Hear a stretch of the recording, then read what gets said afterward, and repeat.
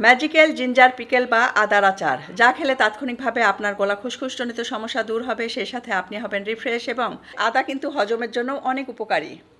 যেহেতু সামনে শীতকাল, তাই রেসিপিটি আমি করছি আর আপনাদের সাথেও শেয়ার করছি। এই আচার কিন্তু বছর জুড়ে রেখে দিতে পারবেন এবং খেতে পারবেন।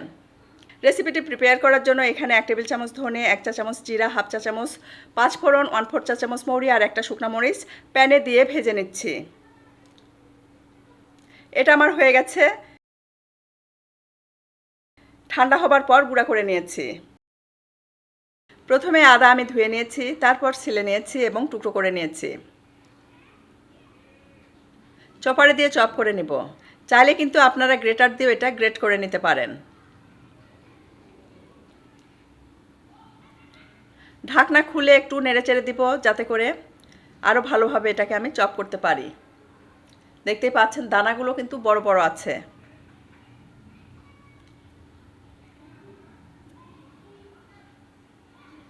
যখন আপনারা চপার মেশিন চালাবেন, কয়েক সেকেন্ড চালানোর পর ঢাকনা খুলে এভাবে নেড়েচেড়ে দিবেন।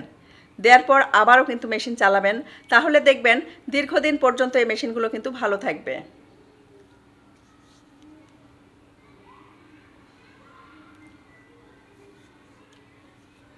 আমার কিন্তু এটা হয়ে গেছে, দেখতেই পাচ্ছেন। জাস্ট লাইক দিস, ঠিক এরকম হতে হবে।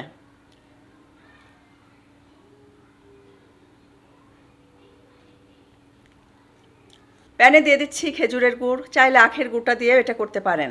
যে বাটিতে আদা নেবেন ঠিক সমপরিমাণেই কিন্তু গুড় দিতে হবে। চাইলে কিন্তু এর চেয়ে একটু কমও দিতে পারেন। অল্প করে পানি দিলাম, জাস্ট এটাকে একটু গলিয়ে নিতে হবে। দিয়ে দিচ্ছি এলাচ, দারুচিনি, লবঙ্গ আর তেজপাতা।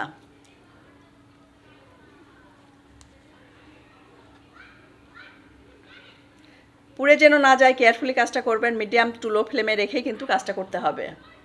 দিয়ে দিচ্ছি চিলি ফ্লেক্স।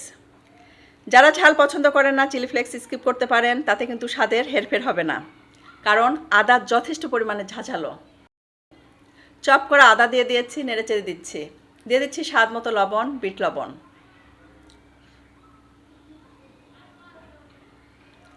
ভিনেগার দিয়ে দিচ্ছি 3 টেবিল চামচ। এখন কিন্তু জাস্ট নেড়েচেড়ে এটাকে শুকিয়ে আনতে হবে। যখন নামাবেন তার কিছুক্ষণ আগেই কিন্তু এই ভাজা মশলার গুঁড়াটা দিচ্ছি। দেখতেই পাচ্ছেন এটা কিন্তু প্যানের সাথে, প্যানের গায়ে লেগে লেগে যাচ্ছে। ঠিক এরকম অবস্থাতেই কিন্তু চুলার ফ্লেমটা আমি বন্ধ করে দিয়েছিলাম। ঠান্ডা হবার পর বয়াম ভরে রেখে দিয়েছিলাম। কয়েকদিন পর যেহেতু ভিডিও করছি, তাই বয়াম থেকে আবারও বের করে আপনাদের সাথে দেখিয়ে দিচ্ছি কেমন হয়েছিল। নারকেলের নাড়ু তৈরি করে রেখে দিলে যেমনটা হয়, এটাও কিন্তু ঠিক তেমনই। হাত দিয়ে ধরা মাত্রই কিন্তু ভেঙে যাচ্ছে। যখনই দেখবেন গলা খুসখুস করছে, অল্প করে নিয়ে খাবেন, দেখবেন সাথে সাথে আপনি রিফ্রেশ হয়েছেন। ভিডিওটি ভালো লাগলে অবশ্যই লাইক, কমেন্ট, শেয়ার করবেন। ইনশাআল্লাহ আগামীতে আবারও দেখা হবে নেক্সট কোনো এপিসোডে নতুন কোনো রেসিপি নিয়ে। সে পর্যন্ত সবাই অনেক বেশি ভালো থাকবেন, আমাদের জন্য দোয়া করবেন। আল্লাহ হাফেজ।